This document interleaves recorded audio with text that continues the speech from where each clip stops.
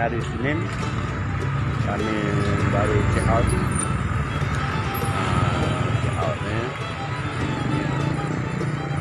penginapan apa ni, homestay Jogja. Okay, kami bergerak pagi ni, abaikan Mamat sebelah. Kejap lagi dia buat.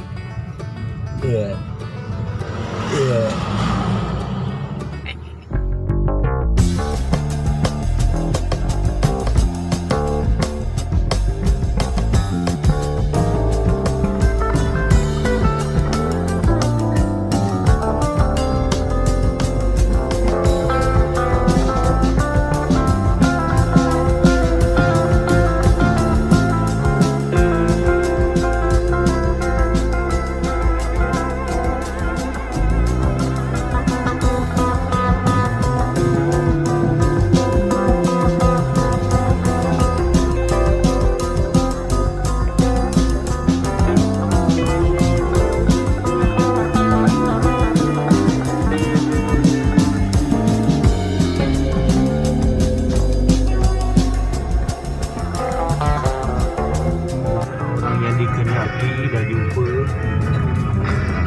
Siapakah dia? Tunggu dan lihat. Tunggu dan lihat. Dia dah bawa sebuah perkampungan orang asli yang pernah ada tragedi tanah runtuh.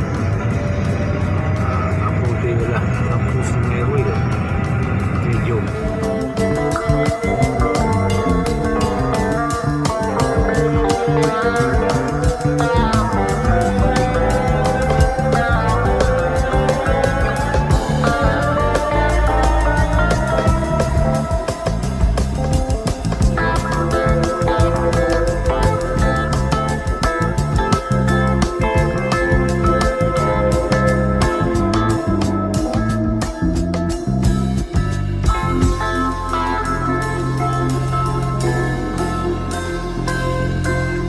Inilah orangnya. Ini dia YouTuber ni. Kita ikut sini lah. Okey, jom. Aku banyak nak tanya. Ni dia YouTuber OA. Habis ni. Pengurus dalam grup tu.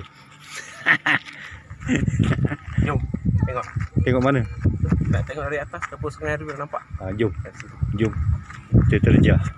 Jom kita tengok Sungai Ruil. Itu berincang tadi. Yalah. Sanalah aku tadi. Berincang. Oh, tanah rata. Nampak